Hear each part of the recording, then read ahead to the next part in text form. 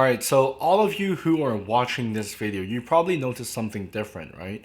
From my previous video, I didn't have a ultra wide lens on my Fuji. So this is actually the first time that I'm filming anything on ultra wide on my Fuji.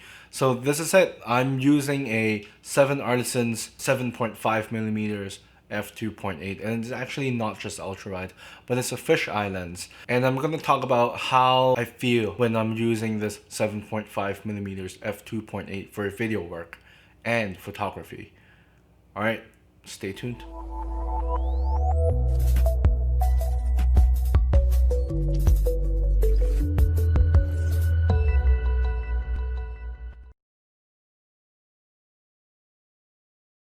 Before we start, let's go down to the comments section down below and let me know what lenses do you guys want to see in video reviews. And also click that subscribe button and also the bell icon so you don't miss out on any video reviews that I post on this channel. Let's get into the main specs of this lens. We are getting a 7.5mm focal length and also an aperture of f2.8. That is pretty good. I mean, it is an ultra wide lens. In fact, I think it's a little bit too wide. Right now in video mode, we are actually at 1.18x crop factor. You don't see it as wide. In photo mode, you'll see how wide it is. It is actually really wide right now. We are getting 11 elements in 8 groups. We're getting an aperture with 12 diaphragm blades. This entire lens is made of aluminum and also copper. It is about 275 grams of weight, so that is pretty light considering it is f2.8. We're also getting an aperture, well, the maximum aperture is f2.8, but the minimum aperture is 22, so you get a pretty wide range. I think this is ideal for landscape photographies if you're not using a ND filter. I don't think there is an ND filter thread on this lens, but just let me check right now.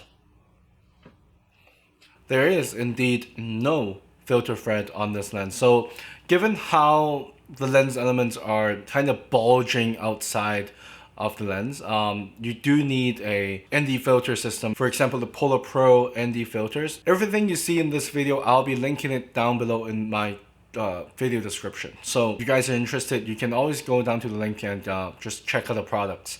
Now, this lens claims to have 180 degrees of field of view. I'm not sure about that, but let's try something. I don't think it's 180, but this is when my hand, actually it's almost 180. I would say this is almost 180 because right now it's actually lined up. My hand is right in front of my lens, like that. I would say it's more like 175 degrees, not 180. But I mean, that is really wide. What do I like about this lens? Well, there are a couple of things I like. First of all, the price. At 189 Canadian dollars. You can find it on Amazon down in the link below. So yeah, at $189, not only are you getting the lens, the rear caps, front caps, lens pouch, you're also getting a pretty nice packaging experience, and also you're getting pretty decent video quality and image quality, right? Looking at this video, I'm not sure if you guys can see, but I think the image quality coming out from here is pretty decent. I think the color rendition is pretty nice. Manual focus doesn't bother me that much, but it could go out of focus in some cases. So I think this lens, it's also tiny, right? It's good for street photography. I don't think you'll be using wide open for street photography. You will probably want to stop down to 5.6 or even f8 and turn up the ISO for street photography, and also the shutter speed. Now, what about the things I don't like about this lens?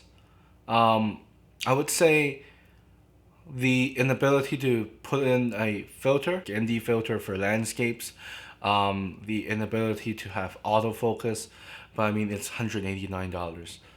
Can't expect autofocus in this lens. Also, one thing that I didn't like is you can probably see some fringing if you pixel peep. Color fringing and also a lot of barrel distortion. You probably don't see it in this video because it's a little bit cropped in. But in photo mode, you'll see more of that barrel distortion on the side. The corners are not as sharp. And but speaking of barrel distortions, all these distortions can be fixed in post for both photo and video. Don't be scared by the distortion, and like if you're in the budget, I do think this is a great lens to have in your Fuji lineup. That's it for this video, and I'll see you guys in the next video. Alright, peace out.